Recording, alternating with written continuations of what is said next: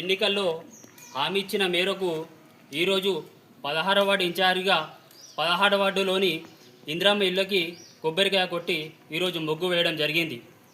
ఆనాడు ఎన్నికల్లో మేము చెప్పినాం, ప్రభుత్వం వస్తే ఇందిరమ్మ ఇల్లులు ఇస్తామని చెప్పినాం. 6 గ్యారంటీలో భాగంగా ఈరోజు ఇందిరమ్మ ఇల్లులు ఇవ్వడం జరిగింది. ఈరోజు పేదోని కళ నెరవేరిందంటే కేవలం కాంగ్రెస్ పార్టీతోనే. ఆ రోజు మరి రాజు కూడా చెప్పిన ఎలక్షన్లు రాగానే మరి కాంగ్రెస్ ప్రభుత్వం ఏర్పడిన వెంటనే ఇల్లు ఇస్తామని చెప్పినాం. ఆ హామీలో భాగంగా ఈరోజు ఇందిరమ్మ ఇల్లులు ఇవ్వడం జరిగింది. మేము ప్రజలకు ఒకటే చెప్తా ఉన్నాం, మరి రానున్న ఎన్నికల్లో మరి కాంగ్రెస్ పార్టీకి ఓటేసి కాంగ్రెస్ పార్టీని గెలిపించాలని కోరుతా ఉన్నాం.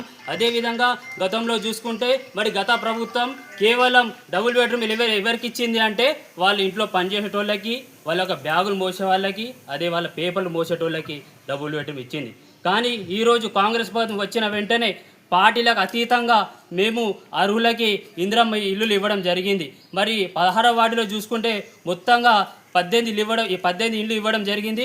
అదేవిధంగా చూసుకుంటే ఈరోజు మొదటి రోజుగా మరి మొగ్గు వేయడం జరిగింది. మరి తర్వాత రోజు కూడా మరి మొగ్గులు వేయడం జరుగుతూ. మేము మరి లబ్ధిదారులను కోరుతా ఉన్నాం, మీరు రానున్న మున్సిపల్ ఎన్నికల్లో మరి కాంగ్రెస్ పార్టీకి ఓటు వేసి గెలిపించాలని కోరుతా ఉన్నాం.